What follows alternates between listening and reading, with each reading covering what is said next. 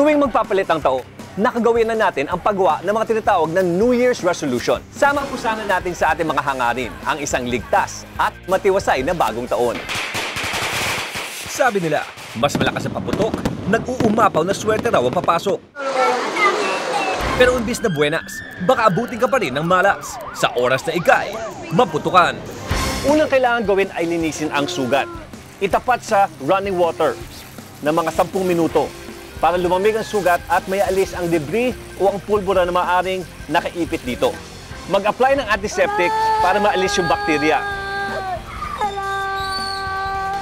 Pagkatapos nito, lagyan ng direct pressure yung sugat. Itaas ang kamay, mas mataas sa puso para maiwasan ang mabilis na pagbawas ng dugo sa kabendahan ng malinis na gaza.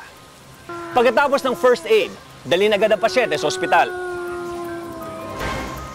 Para iwas disgrasya tayo ngayong New Year, mga alternatibong mga pampaingay ang ating gamitin, katulad ng torotot. Mas mainam na malayo sa sakuna ng ating pamilya at buo ito sa pagsulubong sa bagong taon. Tandaan sa anumang insidente, tumawag agad sa aming hotline sa 922-5155.